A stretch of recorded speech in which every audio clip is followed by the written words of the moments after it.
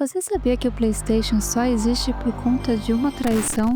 Pois é, a Nintendo e a Sony quase lançaram um videogame juntas, mas aí a Nintendo fez uma jogada meio duvidosa, para não dizer uma bela trairagem, e deu a abertura para a criação de um dos seus maiores rivais, o PlayStation. Hoje eu vou te contar como tudo começou.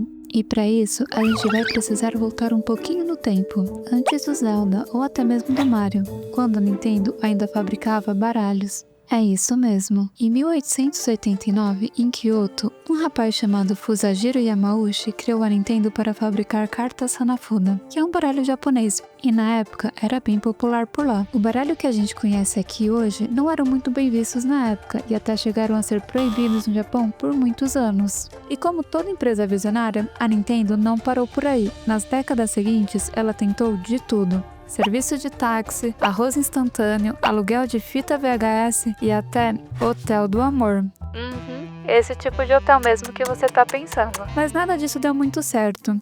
E foi lá pros anos 70 que a Nintendo começou a flertar com os videogames. Mas o ponto de virada mesmo veio em 81, quando um jovem designer da empresa chamado Shigeru Miyamoto apareceu com um jogo chamado Donkey Kong. E foi ali que nasceu um personagem chamado Jumpman, que mais tarde ganharia um novo nome, Mario. E aqui você sabe de que Mario estamos falando, né? 2 anos depois, a Nintendo lançou no Japão o Famicom, que chegou por aqui com o nome de NES, ou Nintendo Entertainment System para quem gosta dos nomes completos. E nesse videogame nasceram clássicos como Super Mario Bros., The Legend of Zelda e Mega Man. Nessa época, a Nintendo reinava, mas tinha uma rival crescendo, a Sega, que em 88 lançou o Mega Drive, ou Genesis como é conhecido lá fora. E ela veio com gráficos e sons bem legais, e jogos como Sonic e Phantasy Star. Também popularizou muito Mortal Kombat, mas não era exclusivo. E a Nintendo reagiu, e em 90 lançou o Super Nintendo, mais potente, mais bonito e com uma nova geração de clássicos como Super Mario World, Zelda, A Link to the Past e Donkey Kong Country. Inclusive, esse aqui foi o meu primeiro videogame. Eu zerei Donkey Kong umas 500 vezes, com a Dixie, lógico, que era muito mais legal de jogar. Eu derrotava o Bison na base dos chutinhos da Chun-Li, e eu salvava a princesa umas 5 vezes por ano. E quando sobrava uma graninha, a gente ia até a locadora, alugava uma fita e passava o final de semana inteiro no modo vício.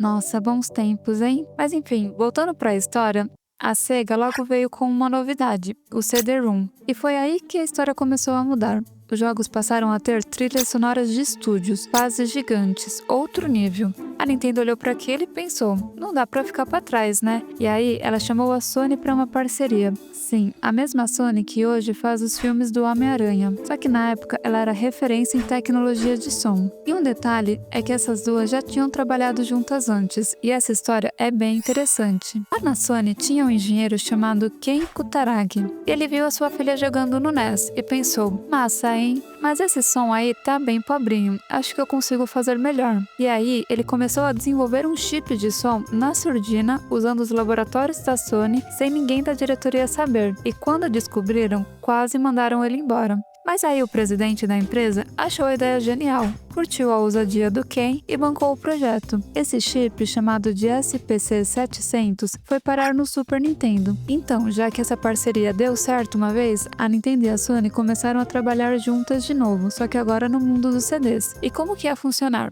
A Sony ia cuidar do leitor de CD e a Nintendo dos jogos. Mas, em 91, durante a maior feira de tecnologia da época, a Sony sobe no palco cheia de confiança e anuncia: estamos desenvolvendo um novo videogame com a Nintendo, o PlayStation.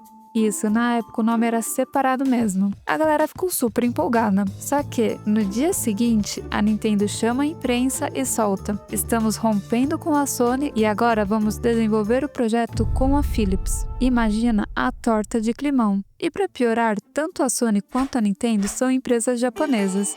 Então a Nintendo rompeu com uma parceira nacional para fechar com a Philips, uma empresa holandesa. Na cultura japonesa, onde lealdade e respeito entre as empresas no mesmo país são muito valorizadas, isso foi visto como uma traição ainda maior. Mas aí você deve estar se perguntando, por que a Nintendo fez isso? É que na época ela estava desconfortável com o contrato, já que a Sony teria controle sobre parte dos lucros dos jogos em CD. E bom, a Nintendo sempre foi meio super protetora com os seus jogos. A Sony, é claro, ficou pistola. Pensa, você sobe no palco, anuncia a novidade e no dia seguinte toma um fora na frente do mundo inteiro. Mas foi aqui que a Sony falou: bom, deixa que eu faço sozinha então, né? E começou a trabalhar nisso. Ela montou um time de peso. E adivinha quem que estava no comando desse time? O Ken Kutaragi, o mesmo que quase foi demitido por conta do chip de som. Tá vendo como o mundo dá voltas? Em 94, a Sony finalmente lança no Japão o PlayStation e foi sucesso instantâneo. Com gráficos absurdos para a época, trilha de cinema e uma experiência que nunca tinha sido vista antes. E foi uma chuva de jogaço. Final Fantasy, Gran Turismo, Resident Evil. Enquanto isso, a Nintendo seguiu com o projeto com a Philips. Só que flopou total. Saíram jogos bem esquisitos que não foram muito pra frente. Sério, depois procura sobre o jogo Zelda do CDI. É uma viagem. E aqui, não sei vocês, mas eu só tenho a agradecer por essa treta. Nos anos seguintes veio só jogo bom. Do lado da Nintendo, Mario 64, Zelda, Smash Bros, Pokémon, Mario Kart. Do lado da Sony, God of War, The Last of Us, Spider-Man, Horizon. Foram muitos anos de nostalgia, inovação e milhares de horas jogadas. E muito bem gastas, vai? E bom, pra quem já assistiu algum outro vídeo aqui no canal, sabe que eu adoro uns números. Então eu fui dar uma olhada de como estão as duas empresas. E olha, a Nintendo tá simplesmente nadando nas vendas. Até março de 25, eles já venderam 152 milhões de unidades do Switch. Para você ter uma ideia, é praticamente a população do Brasil inteiro jogando Mario Kart. Mas calma, se você acha que esse é o videogame mais vendido da história, o PlayStation 2 ainda carrega esse troféu, com 160 milhões de unidades vendidas. E o Switch 2, que foi lançado agora em junho, só nos primeiros 4 dias ele já vendeu 3,5 milhões de unidades. Mas a Sony ainda carrega o maior troféu de lançamento, que foi com o PlayStation 5, que vendeu 4,5 milhões nas primeiras 4 semanas. E sobre os jogos, os mais vendidos da Switch até agora são Mario Kart 8 Deluxe, com 68 milhões de cópias, Animal Crossing, com quase 48 milhões de cópias. Inclusive, não sei vocês, mas esse aqui me fez muita companhia na pandemia. Mas depois eu nunca mais voltei a jogar. E fechando o pódio, temos Super Smash Bros, com quase 36 milhões de cópias. E você acha que a Sony vai ficar para trás? Que nada! O PlayStation também tem os seus hits monstruosos. Temos Horizon Zero Dawn com 24 milhões, God of War de 2018 com 23, inclusive esse aqui eu não consegui terminar de jogar, porque eu achava o Atreus muito chato, mas depois eu fiquei viciada no Ragnarok. E por fim, Marvel Spider-Man com quase 23 milhões. Da hora, né? Bom, se você me acompanhou até aqui, obrigada. Eu tô pensando em fazer mais vídeos nesse formato. Inclusive, já tenho até um roteiro pronto sobre a história do Tetris. Me conta aqui nos comentários se você tem interesse em saber. E ó, se você, assim como eu, já usou muito do seu horário do almoço pra jogar e agora não pode porque tá preso no presencial, então dá uma olhada nesse outro vídeo aqui, onde eu tento entender as razões por trás da volta ao presencial. Obrigada por me acompanhar até aqui. Beijão, falou!